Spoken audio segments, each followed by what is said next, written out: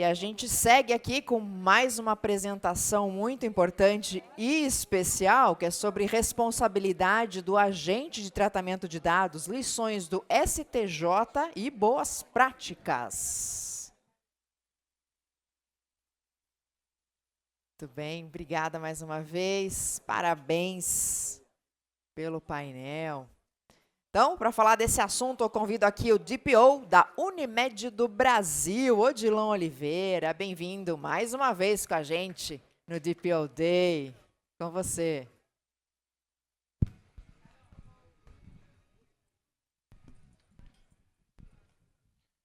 Boa tarde, uma vez mais.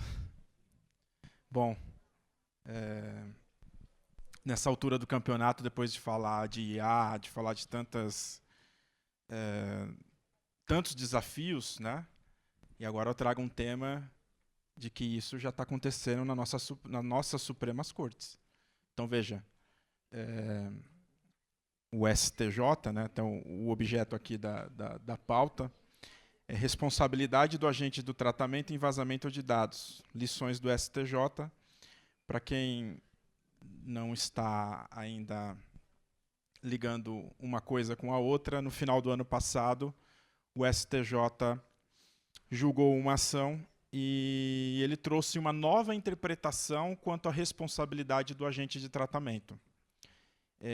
Para muitos é uma novidade, mas não é bem uma novidade, porque ele apenas incorporou os novos posicionamentos da própria NPD, por todas as resoluções que eles já soltaram, e eles estão aplicando isso na prática, né? Então, aqui o objeto da minha apresentação, vou dividir ela em três, basicamente. Eu vou discorrer os principais pontos do acórdão, depois lições que a gente pode tirar, como vai ser daqui para frente, e depois eu venho com algumas dicas de conformidade sobre tudo, né? Para até estar mais alinhado com essas questões. Então, basicamente, ele analisou a responsabilidade do agente de tratamento. Bom, inicialmente, se podemos destacar algo muito bom do posicionamento do STJ, que é algo que eu já sempre defendia, ele analisou a questão também do dano moral, né, do titular que entrou com uma ação e alegou o dano moral, mas, de relatoria do ministro, acho que foi o ministro Cueva, se eu não me engano, ele falou que o dano ele não foi comprovado, né? Foram vazados dados, não foram dados sensíveis, ele usa essa nomenclatura. Ele deu a entender que se fosse dados sensíveis, talvez o dano ele já seria presumido. Ele dá a entender esse ponto. Então ele falou, olha, como eram dados cadastrais, você não comprovou o dano, não há de se falar de dano moral. Porém, há de se falar de responsabilidade do agente de tratamento. Porque até então, ele reconheceu que o agente de tratamento em questão ele não se esforçou o quanto poderia ter se esforçado. Ele poderia ter ido um pouco mais. Ele poderia ter ter dado mais atenção à questão da segurança dos dados, né? Então, se a gente separar por alguns pontos, ele fala da obrigação dos agentes de tratamento não consiste daquela obrigação formal, cumprir a LGPD. Você tem relatório de impacto, você tem mapeamento dos processos, ok, tudo isso a lei determina que você tenha uma finalidade. Ok, tudo isso aí a lei fala que você tem que ter, mas a lei também fala que você tem que garantir a segurança dessas informações. E aí foi o ponto do acórdão. Se você não é capaz de garantir uma segurança dessas informações, o seu tratamento ele já é indevido. Você não tem os pré-requisitos necessários para tratar o dado pessoal de alguém. Mas qual é o limite? E aí vem uma discussão, que ele analisa justamente a possibilidade do agente de tratamento. Então, tem que haver uma proporcionalidade dos investimentos, das ações daquele agente de tratamento, considerando a natureza da sua operação. Então, a gente já começa a ter uns elementos aqui para essa equação que já começa a ficar complexo, né? E ele fala da responsabilidade proativa. Né? No começo se discutia muito se a responsabilidade ela era subjetiva, se ela era objetiva, e ele trouxe uma nova definição, que é a responsabilidade proativa. Em linhas gerais, eu tenho que prover segurança antes mesmo de começar o tratamento. Eu já tenho que desenhar como é que eu vou proteger os dados daqueles titulares. Por quê? Porque o titular tem uma expectativa legítima de que os seus dados serão tratados com a devida confidencialidade e segurança. Mais cedo, a Juliana Bruzzo ela falou do melhor interesse do titular, que ele entra como um dos fundamentos da lei. O ministro foi nessa linha. Tá? E ele fala também de compliance de dados. Por quê? Os nomes a gente vai encontrar de diversas... Vocês vão encontrar governança de dados, governança de proteção e privacidade, governança de dados, compliance. No final do dia, a mesma coisa. É a minha capacidade de demonstrar que eu fui até o meu limite. Tá? Então, eu tenho um limite orçamentário, eu tenho uma capacidade de investimento, tudo que estava ao meu alcance foi feito. Mas como eu comprovo que realmente eu fui até onde eu deveria ir? A resposta está em um programa de compliance em proteção e privacidade, em que você estruturando esse compliance, a evidência ela surge de forma natural. Né? Então, se eu não tenho essas providências adotadas dentro da minha estrutura, fica muito difícil você produzir prova. E aí vem um outro ponto que ele fala, né? que o ministro reforça.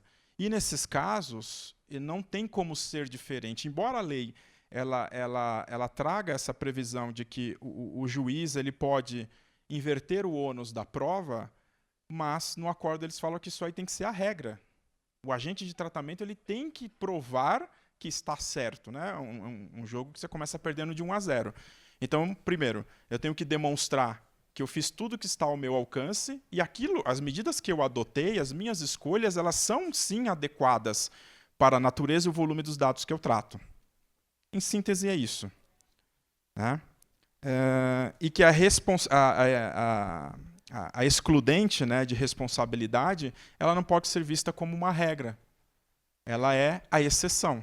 Então, eu tenho que provar que eu fiz tudo o que estava ao meu alcance e eu não posso simplesmente alegar que foi uma ação de terceiros, né? Exceto se foi o próprio titular que provocou, deu causa, né, aos elementos de vazamento. E como eu citei um pouco antes, o tratamento irregular e falha de segurança. Então ele fala, se houve falha de segurança, o tratamento é irregular, essa tem que ser a regra.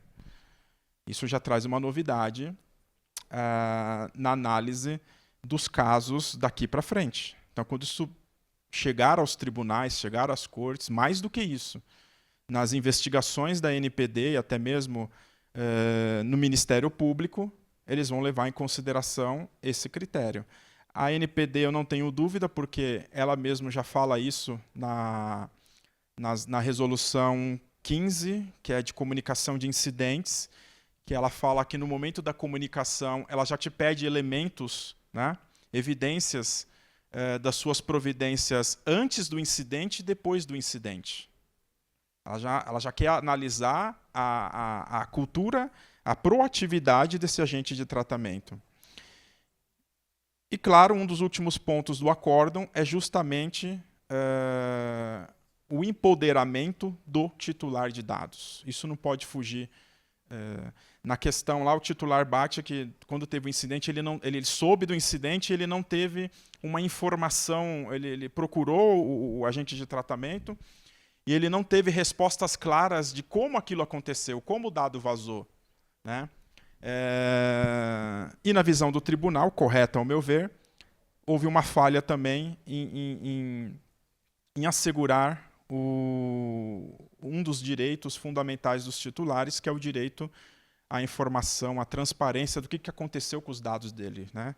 Qual o impacto daquilo para a vida dele, para o cotidiano dele. Então, eles não tiveram a habilidade de ter esse relacionamento transparente com o titular. Então, a gente tem que consolidar alguns entendimentos. O primeiro, responsabilidade em ataques cibernéticos não é algo do terceiro, né? Então, bom, foi um ataque de um grupo criminoso, eu sou vítima tanto quanto os meus titulares. O tribunal ele analisa isso com cautela. Ok, pode até ser, mas primeiro vamos ver se você fez a sua parte. Vamos ver se você tem uma maturidade, se você tem um programa de governança que te traz, que me mostre evidência suficiente para testar que você nada mais é do que mais uma vítima, ou será que a sua omissão não foi um fator que possibilitou o ataque? Essa análise tem que ser feita também. ênfase na segurança e compliance, basicamente. Aqui é evidência. Ou você tem evidência de que fez correto, que foi até o seu limite, ou fica no mero discurso. E se fica no mero discurso, você não tem a capacidade probatória, então provavelmente haverá a culpa desse agente do tratamento.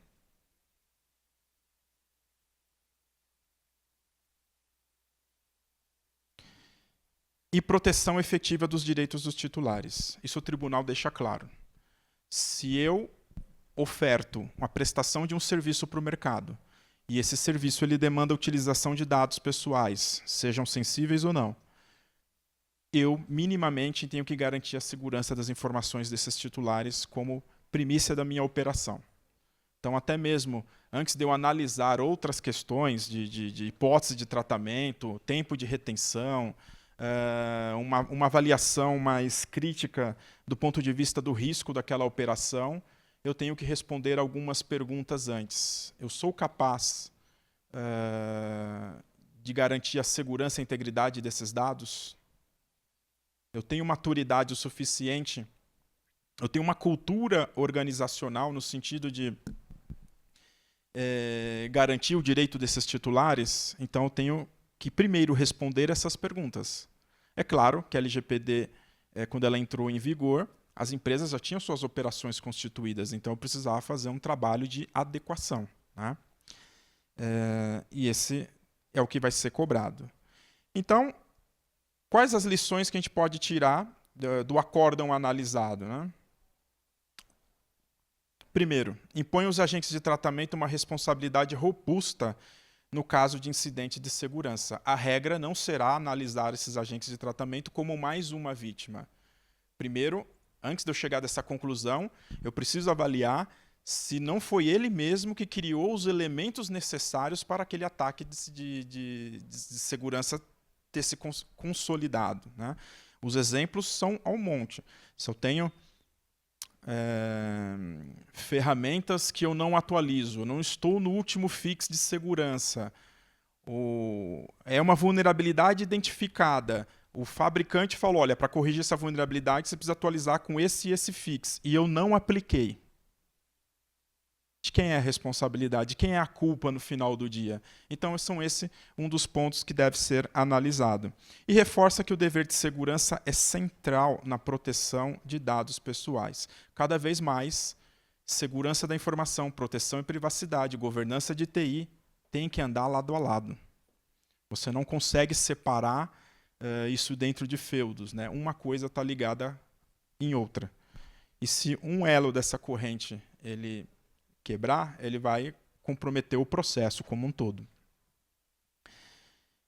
E quais serão as prováveis consequências, né? Então, é claro que essa interpretação ela vai descer para o órgão regulador, para o Ministério Público e para o mercado. E aí eu pergunto para os colegas, qual desses é mais eficiente em avançar a maturidade de uma empresa? O mercado. Por quê? Porque a partir do momento que eu subi a minha régua, e dificilmente uma empresa não contrata outras empresas para parte do seu processo, ela vai ter que avaliar se aquele fornecedor, se aquele parceiro está em pé de igualdade com a sua cultura, com a sua maturidade. Porque senão, eu tenho um problema aqui de responsabilidade civil, né? Que é culpa em elegendo e vigilando. Então, se eu falhei na escolha, ou se eu escolhi bem, mas eu falhei na vigilância para saber se aquele parceiro está em conformidade com as minhas políticas, com as minhas regras, então eu tenho um problema muito grande. Acredito que todos aqui ou aplicou assessment em alguém ou também sofreu assessment. A gente recebe isso diariamente. Então, o mercado ele já está fazendo a sua parte, independente de incidente de segurança. É uma atividade proativa. Ok, você me apresentou um slide bonito, você veio aqui com uma proposta comercial legal, no PowerPoint tudo funciona, mas me dá evidências práticas que isso acontece no dia a dia. Isso já está acontecendo. E aí eu sempre falo, né? Eu trago uma teoria tridimensional da fiscalização e sim, a inspiração é em Miguel Reale, antes que alguém pergunte, na teoria tridimensional do direito. Então, privacidade de dados, você tem basicamente o judiciário, que ele pode ser provocado pelos órgãos de defesa do consumidor, empresas contratantes, sim. Então, vamos imaginar que eu tenho um fornecedor de ERP, eu sei que a maturidade dele não está adequada, eu sei que tem vulnerabilidade e nada eles fazem para resolver. Vai chegar uma hora que eu vou ter que executar esse contrato, eu vou ter que levar para a justiça. Por quê? Porque migrar um ERP, você não migra do dia para a noite. Então, eu tenho que ser proativo. Porque se houver um problema de segurança nesse meio tempo aí que eu vou migrar toda essa estrutura, se eu não tenho registrado que eu tentei até a última instância, me socorri até do judiciário para ele fazer o que ele tem que fazer. E, claro, titular de dado. Esfera administrativa, por meio da NPD, ela pode ser provocada também pelo MP, pelo judiciário e também pelo titular de dados. E o mercado. O mercado é os assessment, a análise de fornecedores, enfim, os métodos que a gente vê no dia a dia. Porém, tem uma diferença. No judiciário e na esfera administrativa, me é assegurado o que nós chamamos das garantias constitucionais. Em linhas gerais, tem briga. Eu vou recorrer. Eu tenho a ampla defesa, eu tenho o contraditório, eu tenho o duplo grau de jurisdição. Eu consigo questionar, né, aquela decisão. O mercado, não. Se ele suspeitar que você não está de pé de igualdade com ele, pode ser que ele nem te dê oportunidade, ele te tira do certame e está tudo certo. Né? E aí vamos entrar aqui em umas dicas de boas práticas. Né? Definir uma estrutura organizacional, isso é fundamental. Primeira coisa, cada empresa vai ter seu método, cada empresa vai ter o que é adequado para ela. Né? Eu brinco muito, eu tenho um colega, um grande amigo, que ele é DPO de uma empresa de logística. Eles não têm cliente pessoa física, né? É uma empresa B2B. Então, 6 ou 7% das operações da empresa que lida com dado pessoal, mais as questões de RH. Então, para a estrutura dele, basta ele como DPO e um assistente. E ele está lotado no jurídico. É perfeitamente adequado. Mas, será que se eu replicar essa receita de sucesso para ele, para uma operadora de plano de saúde, vai funcionar igual? Não vai. Por quê? Aquilo que o ministro falou. Eu tenho que analisar a realidade fática de cada agente de tratamento. O volume do dado tratado, a natureza do dado. Então, é uma estrutura muito mais complexa. Eu tenho que ter um orçamento previsto. O auditor, quando ele vai avaliar, a primeira coisa que ele pergunta, qual é o orçamento anual aí para segurança da informação, para proteção e privacidade? Se não tem isso documentado, como é que você vai provar que você tem uma diligência de segurança da informação se isso custa? Então, são evidências que vai saltar aos olhos. Empoderamento da área pela alta gestão. A empresa tem que saber que tem uma área competente para essas questões de proteção e privacidade.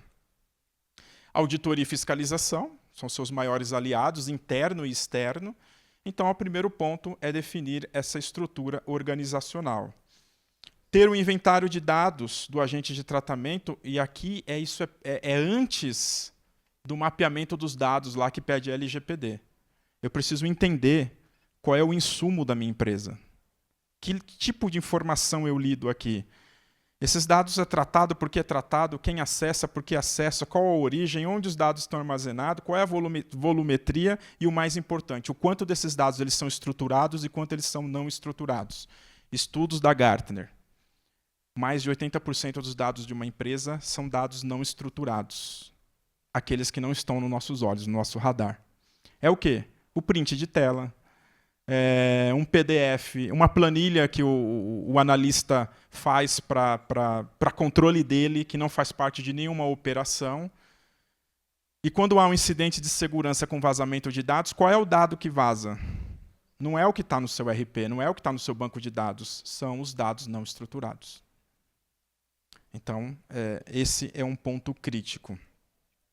Definição de processos e políticas. Gente, isso aqui é fundamental. Se você não tiver processo, você não tem nada.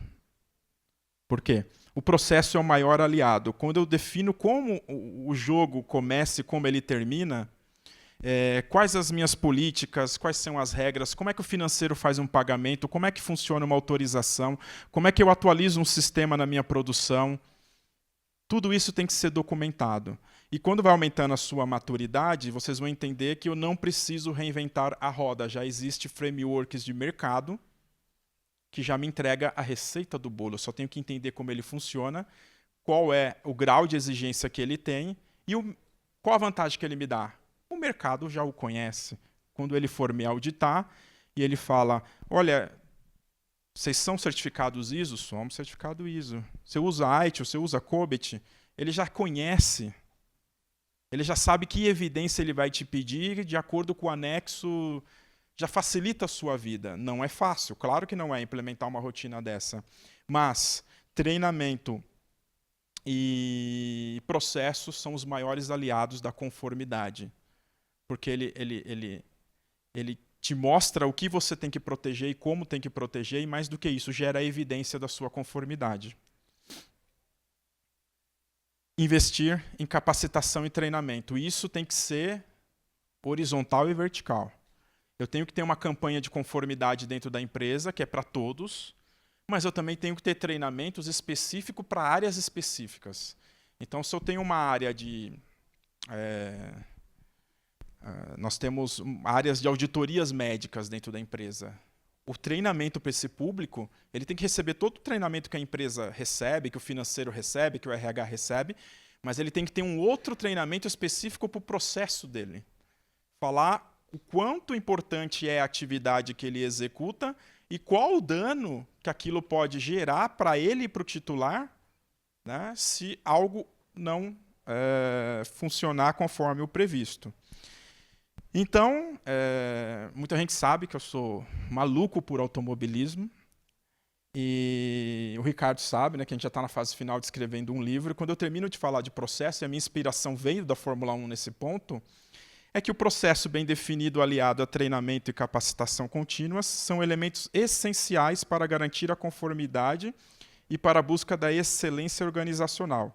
A implementação de procedimentos estruturados permite que a prática de proteção de dados seja aplicada de forma consistente e eficaz, enquanto a capacitação contínua dos colaboradores assegura que estejam preparados para lidar com os desafios e exigências em constante evolução no campo da privacidade e da segurança da informação.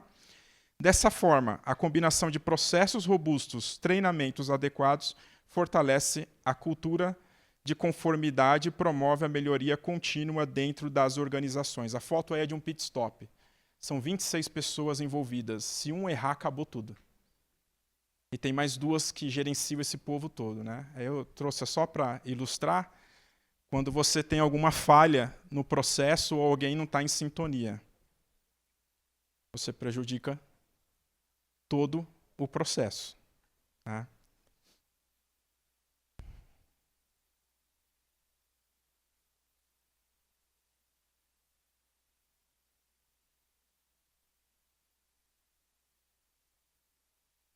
Mas, quando a equipe está treinada, o processo está redondo, você alcança a eficiência. Esse foi o recorde de pit stop, 1,8 segundos.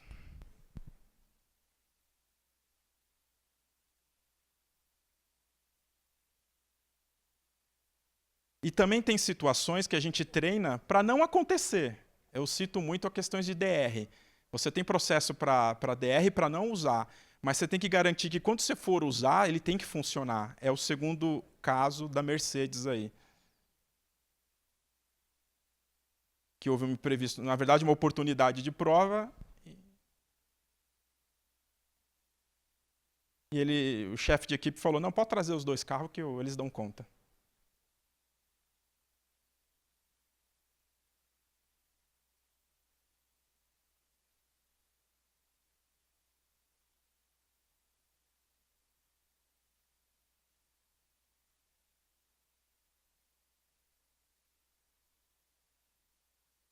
Nesse caso, a chefe de estratégia falou que era um safety car, né? Se eu parar o Hamilton até o outro dar mais uma volta, eu sacrifiquei a corrida do segundo, do terceiro, ele era terceiro ou quarto. Aí o chefe de equipe falou, qual a distância entre eles? 4 segundos. Em 4 segundos eles trocam os 2. O que aconteceu? Eles ganharam a prova. Primeiro e segundo lugar. Enfim, então já entrando aqui para o... Vamos montar o quebra-cabeça agora da conformidade com a legislação. Né? Orçamento, primeira coisa que eu tenho que ter. Claro, anual. Depois eu tenho que ter um organograma e uma estrutura. Onde é que está meu time de privacidade? Quem são as pessoas? Se é uma área, se está dentro do jurídico. E mais do que isso, ser hábil em dizer por que a estrutura que eu adotei é eficiente para a minha companhia. Inventário de dados. Lembra aquele pretérito ao mapeamento de dados da LGPD. Quais, onde, por quê. Adoção de um framework. O que faz sentido para a minha empresa? Né? É a ISO, é a NIST, é COBIT, é ITIL, é RIPA, é COSO? Não importa. Mas adote um. Ou todos, dependendo do caso. Definição dos processos. Como eu falei, processo bem definido, aliado com treinamento, você está muito próximo da excelência. E aí você tem investigação de incidente, gestão de terceiros, gestão de acesso, gestão de ativos, o próprio roupa, tudo isso é processo, aliado a uma política, aliado a uma diretriz que vai nortear esses processos. E vocês estarão sempre em constante evolução, eles têm que se reinventar. Você tem que ver o que faz sentido, muda e aplica. Definição das políticas. Então, a empresa tem que dizer para ela o que é importante, o que é inegociável. Isso tem que estar documentado, tem que estar claro para todos. Respeito ao direito dos titulares. Facilitar o acesso ao entendimento. Eu vou até trazer um caso real. Um titular entrou com uma solicitação para nós. Ele falou, eu não dou consentimento para vocês tratarem meu dado, tal. A gente respondeu, olha, mas tem uma lei que fala que eu tenho que manter isso por 20 anos, tal, não sei o quê, bababá. Mas mesmo assim ele fez uma réplica e falou, não concordo, tal, não sei o quê, bababá. E eu tenho meu time que recebe essas questões, eles já sintetizam tudo, sentam comigo e a gente fecha a resposta. E esse foi um titular que me chamou a atenção, que ele foi e voltou diversas vezes. E eu brinco, né? Minhas padawans estão ali, Laura e Hannah, me trouxeram de novo esse titular e elas, umas 4 páginas, elas estavam explicando beabá para aquele titular por que a gente não poderia, foi muito além do que a lei exige, de fazer desenho, representação gráfica. Olha, nesse caso, o seu consentimento, ok, a gente não vai tratar, ponto e acabou. Nesses outros, tem uma lei que me obriga. Então, é o respeito com o direito dos titulares, é facilitar o entendimento dele. Nós temos pessoas lá que não têm conhecimento da norma, então por que não? É um papel do titular, do agente de tratamento, facilitar a vida desse titular. Algumas empresas capacitam os seus beneficiários, também os seus titulares, por quê? Porque eles sendo vítima do boleto falso, por exemplo, também é um transtorno para a empresa. Então vale a pena investir na capacitação do seu titular. E eu vou usar vários meios. Eu vou usar workshop, eu vou usar treinamento, gamificação, clipes, impressos, testes. A gente fez uma campanha no Halloween do ano passado que a empresa inteira adorou, que interagiu com os colaboradores numa temática que estava acontecendo, era o Halloween. Eu posso usar vários, o Dia das Crianças, Dia das Mães, enfim. você torna uma disciplina que, aos olhos da maioria, é chata, é difícil de compreender, você dá uma leveza para ela, né? E a questão das auditorias. Então, lá nós temos auditoria interna, externa, tem da ISO, e veja a auditoria como também um parceiro de adequação, né? É melhor uma auditoria pegar uma não conformidade do que a NPD, né? E se eu pego uma auditoria e falo, olha, você não está bem aqui, eu resolvo e tenho isso documentado, depois sou fiscalizado, olha que evidência robusta eu tenho na evolução da maturidade dos meus processos. Então, quando eu conseguir reunir todos esses elementos, eu tenho a tão sonhada compliance de dados, governança de proteção e privacidade de dados, dê o nome que vocês quiserem. Mas é o artigo 50 da LGPD. Já indo para o fim aqui da minha participação, eu sempre trago Peraí, deixa eu voltar aqui, que acho que eu cortei, o pessoal queria tirar. Eu sempre, quando eu falo dessas questões das providências, sobretudo, que nós temos que tomar, que podemos tomar, que ainda está em tempo, eu sempre me lembro de François Rabelais, né? Literatura e filosofia também é, assim como Fórmula 1, uma das coisas que eu também gosto muito. E ele era da época renascentista da França, e ele era uma época de transição também de ideias, né? E ele tinha essa frase: conheço muitos que não puderam quando deviam, porque não quiseram quando podiam. E eu acho que se aplica muito ao momento que nós vivemos aqui. Cada vez menos. Ainda a gente pode tomar as rédeas da situação e ir para uma atividade proativa de conformidade antes de que o MP, o Ministério Público ou o próprio mercado reconheça que não, as coisas não estão tão bem. Então, acho que era isso que eu tinha para expor. Agradeço imensamente a oportunidade. Quero parabenizar toda a equipe da DPO.net pelo excelente evento, e o faço na figura do Ricardo e do Martins. Fico à disposição e meu muito obrigado a todos.